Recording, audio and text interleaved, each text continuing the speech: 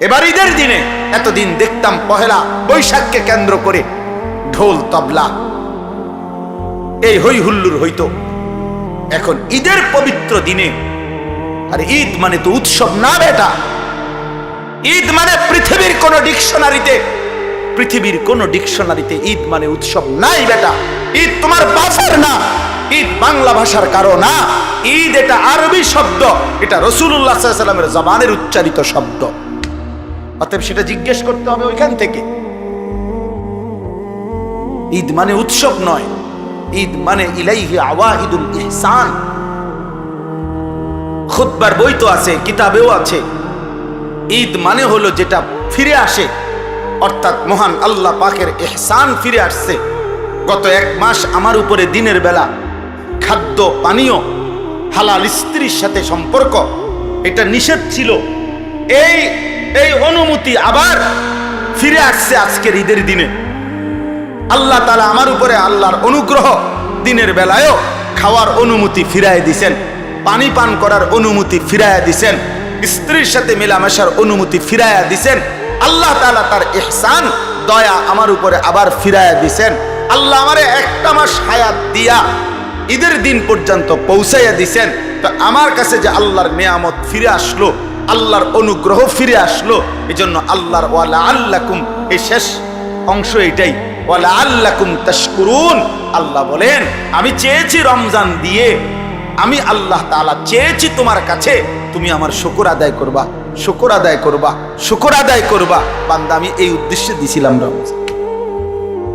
ঈদ শেষ, রমজান শেষ করে তুমি নাচবা গাইবা, রমজান রোজা পাবা, রোজা পালন কইরা হেবড়ার মাইয়ারে ছাইরা দিছে রাস্তা, যে যা মানুষের জানা আজকে ঈদ। স্ত্রীকে বেপর্দা ছেড়ে দিছে, ছেলেটাকে ছেড়ে দিছে, আব্বা রোজা শেষ, আর চিন্তা কইরো না, এবার নাচো গাও ফুর্তি করো। অথচ আল্লাহ বলেন ওয়ালা আল্লাকুম তাশকুরুন, আমি চেয়েছি তুমি আমার শুকর আদায় করবা, আমার শুকর আদায় করবা বান্দা, শুকর আদায় করবা, শুকর আদায় করবা যে আল্লাহ আপনি আমারে 1টা মাস হায়াত দিছেন। আপনি যদি আমারে জীবন না দিতেন, হায়াত না দিতেন, আমি কেমনে পাইতাম রমজান? আজকে ইচ্ছে করে খামখেয়ালি করে আমরা নামাজ পড়ি না। এই তোমরা যারা ছেলেরা নামাজ পড়ো না, একেবারে কোনো কারণ নাই বাপ। তোমার শরীর সুস্থ, তোমার শরীর সামর্থ্যবান, তুমি নওজোয়ান, তুমি যুবক, তুমি কিশোর, তোমার শরীরে কোনো রোগ ব্যাধি ব্যারাম কিচ্ছু নাই, কিন্তু এক ইবলিস শয়তানের কাছে তুমি হেরে গেছো, এক নফসের ধোঁকার কাছে তুমি হেরে গেছো, একটা মোবাইলের কাছে হেরে গিয়ে, অসৎ বন্ধুর কাছে হেরে গিয়ে 1 ওয়াক্ত নামাজ পড়ে না। আমি বারবার, আমার সবচেয়ে বেশি কষ্ট লাগে এই কথাটা ভাবলে, যে খোদার 30 দিন, 1টা মাস পূর্ণ, একটা রমজান যার উপর দিয়া গেল, রমজানের রোজাগুলো রাখলো, তারাবি পড়লো, এত বড় শ্রেষ্ঠতম রমজান, রহমত মাগফিরাত নাজাতের মাস, আল্লাহ তাআলা জান্নাতের দরজা খুলে রাখছেন, জাহান্নামের দরজা বন্ধ করে দিছিলেন, শয়তানগুলোকে বন্দী করে রাখছিলেন। এত কিছু দিয়ে 1টা মাস পূর্ণ যে বান্দাকে আল্লাহ তাআলা আদর করলেন, রহমত মাগফিরাত দিলেন, যেদিন আল্লাহ তাআলা রমজান শেষ করলেন, ঈদের চাঁদ উঠাইলেন, ঠিক ওই দিনে মাত্র 1টা মাস পরে আল্লাহর এত দয়া মায়া, এত রহমত মাগফিরাতের পরে মাত্র আজকে আল্লাহ ঈদের চাঁদ উঠাইলেন। এই ঈদের দিন একদিনও যায় নাই এই নাফরমান, এই অসভ্য আবার আগের মতো আল্লাহর নাফরমানি করে। তার চাইতে বড় নির্লজ্জ, অসভ্য, বেহায়া আর কে হতে পারে? এর চাইতে বড় গাদ্দার আর কে হতে পারে? চিন্তা করে দেখে। আপনাদের যাদের মেয়েরা ঈদের দিনে বেপর্দা চললো, আপনাদের যাদের ছেলেরা ঈদের দিন 1 ওয়াক্ত নামাজও পড়লো না, ঈদের দিন 24টা ঘন্টা এই নাচ গান, সিনেমা, নাটক, উলঙ্গ ছবি, অশ্লীল দৃশ্য, কিংবা রাস্তার মেয়ের পিছনে পিছনে হাঁটলো, এই অসভ্য জঙ্গলি, এই হাইওয়ান জানোয়ার, এই মুসলমানের ঘরে সে কেমনে বড় হইল? এত বড় রমজানকে সে কি কদর বলেন? রমজান তাকে কি দিল তাইলে? এই নাফরমান কিসের রোজা রাখলো? এই নাফরমান কিসের তারাবি পড়লো? আহা, একটা মাস ওষুধ খাওয়ার পরে এটা বুঝি আজকে বন্ধ করে, এটা বুঝি একদিনও চলবে না ওষুধের মেয়াদ, ওষুধের টেম্পার একদিনও যাবে না। আফসোসের বিষয়, বহুতই আফসোসের বিষয়। হায় হায় হায়, কি পরিমাণ গাদ্দার, কি পরিমাণ অহংকারী, সীমা লঙ্ঘনকারী নাফরমান। আল্লাহ তাআলা বলল, বান্দা আমি একটা মাস তোরে রহমত দিলাম, মাগফিরাত দিলাম, নাজাত দিলাম, সবে কদরের মতো শ্রেষ্ঠতম রাত্রি দিলাম, ইতিকাফ দিলাম, ইফতার, তারাবি, সাহারি সবকিছুতে নেকি দিছি। রোজায় নেকি, তারাবিতে নেকি, ইফতারে নেকি, সাহারিতে নেকি, ইতিকাফে নেকি, সবে কদরের এক রাতে 1000 মাসের চাইতে বেশি, রাতের চাইতে বেশি নেকি দিলাম। এত কিছু দেওয়ার পরে ঈদের চাঁদ উঠাইতে দেরি না, তুই আমি আল্লাহকে বৃদ্ধাঙ্গুলি দেখাইয়া আবার আমার নাফরমানি করে ফেললি। হায় হায় গাদ্দার, হায় হায়, আফসোসের বিষয়, আফসোসের বিষয়। ওই মা বাপ গুলো আফসোস করা উচিত, যাদের চোখের সামনে তাদের সন্তান খোদার একটা মাস রমজান শেষ হওয়ার পরই আল্লাহর নাফরমানি করল। মাহে রমজান সম্পর্কিত বিস্তারিত আলোচনা করেছেন। রমজানের মাসাইল, রমজানের গুরুত্ব, এই সব কিছু বিষয় আল্লাহ পাক রব্বুল আলামিন এই 5টি আয়াতের মধ্যে বিস্তারিত বলেছেন। এই 5টা আয়াতেরই একটা হলো 185 নম্বর আয়াত। এই 185 নম্বর আয়াতের শেষ অংশ আমি পড়েছি। আল্লাহ পাক রব্বুল আলামিন ইরশাদ করেছেন, ইউরিদুল্লাহু বিকুমুল ইউসরা ওয়ালা ইউরিদু বিকুমুল উসরা। দেখেন, আইয়ুবী সাহেব হুজুর বয়ান করছেন, এরপরে শ্রোতা আরো কম হইল, তেমন কোনো অসুবিধা নেই। এই জন্য আমার একটা অনুরোধ হলো, ফাঁকা জায়গা পূরণ করে আর একটু কাছাকাছি হয়ে বসে। ছেলেরা বাপ, তোমরা একটু কাছাকাছি হয়ে আসো, কম দেখা যায়, অসুবিধা নেই। আমরা এলাকার হুজুর কম হইলে কিচ্ছুই তো, তুমি আও, কাছে আও।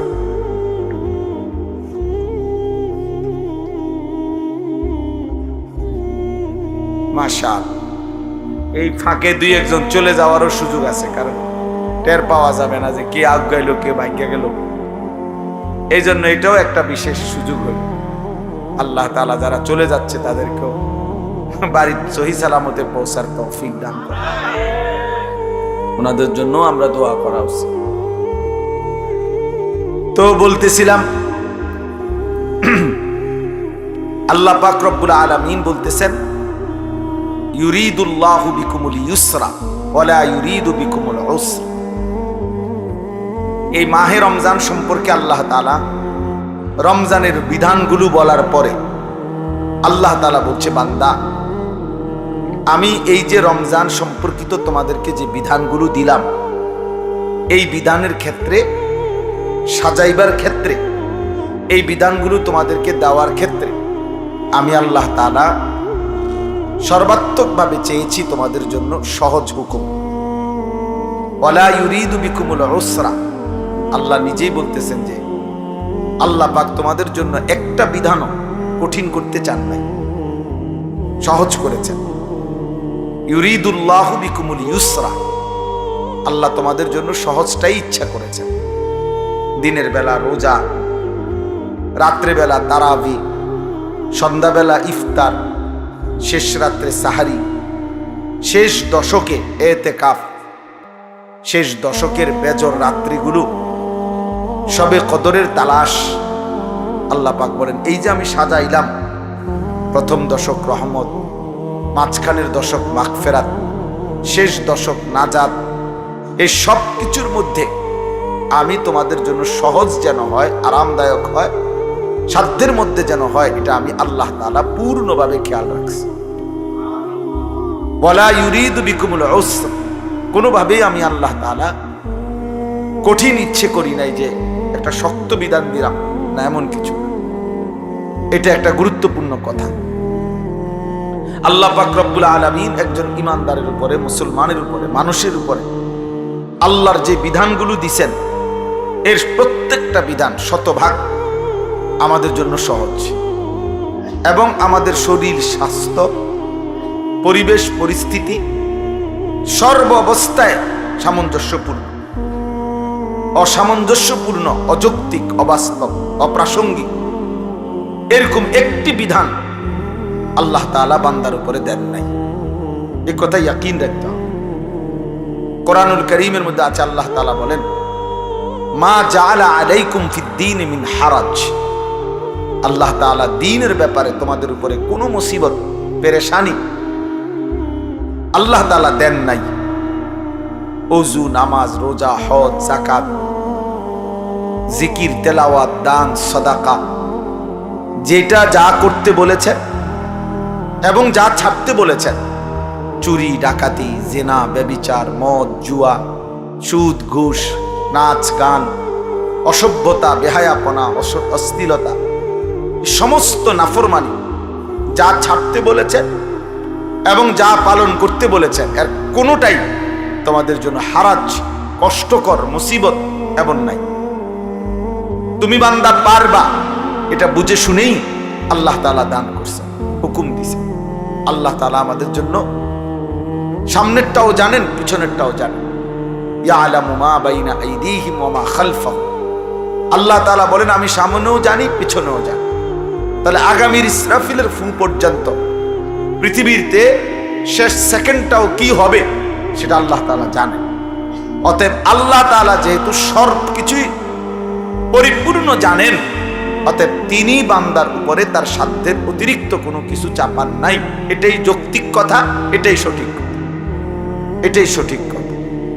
আচ্ছা, কোরআনুল কারীমে আরো আছে, আল্লাহ তাআলা বলেন, ফিতরাতাল্লাহিল্লাতী ফাতারান নাসা আলাইহা। আল্লাহ তাআলা মানুষকে ফিতরাত দিয়েই সৃষ্টি করেছে। ফিতরাত কি? ফিতরাত হইল আল্লাহ তাআলা সৃষ্টিগতভাবে প্রত্যেক মানুষের মধ্যেই আল্লাহকে মানার সমস্ত যোগ্যতা দিয়েই সৃষ্টি করেছে। সৃষ্টি করেছে। আমার কোমরটা ভাঙে না, বাঁকাই হয় না, আমার হাঁটু বাঁকা হয় না, অথচ আমারে বলল রুকু দিতে, অথচ আমারে বলল সেজদা দিতে, যে অথচ আমার কনুইও বাঁকা হয় না, হাঁটুও বাঁকা হয় না, কোমরও বাঁকা হয় না। যদি বিষয়টা এমন হইতো তাহলে জুলুম হইতো, যে আমারে বানাইলেন তাল গাছ, অথচ আমারে বললেন সেজদা দিতে, আমি সেজদা দেব কেমন? আমার তো কনুইও ভাঙে না, কোমরও ভাঙে না, আমার তো হাঁটুও ভাঙে না। তাহলে এটা যদি বলতো যে এই, তখন এটা জুলুম হইতো, যে আল্লাহ আমি তো নিচের দিকে যাইতে পারি না, আমার শরীরের এই যোগ্যতাই নাই, তা আমারে কেন সেজদা দিতে বলবেন? আল্লাহ পাক রব্বুল আলামিন এমন একটা বিধান, সবাই আমরা খেয়াল করলে ভালো, যে বাস্তব কথা এটা। নওজোয়ান ভাই, তোমরাও ভাবা উচিত, প্রত্যেকে ইনসাফের সাথে ভাবা উচিত, যে আল্লাহ তাআলা আমাদেরকে এমন একটা বিধান দেন নাই যেটা আমাদের শরীর স্বাস্থ্য, আমাদের পরিবেশ পরিস্থিতির সাথে অসামঞ্জস্যপূর্ণ, এমন কিছু নাই। যাকে আল্লাহ টাকা দেন নাই, তো তাকে তো যাকাত দিতে বলেন নাই। যাকে আল্লাহ সম্পদ দেন নাই, তাকে তো আল্লাহ হজ করতে বলেন নাই। তাইলে এমন কোন বিষয় আছে যেটা আমার শরীর স্বাস্থ্যের সাথে মানানসই না, আমার পরিবেশ পরিস্থিতির সাথে মানানসই না, অথচ আল্লাহ আমাকে করতে বলছেন?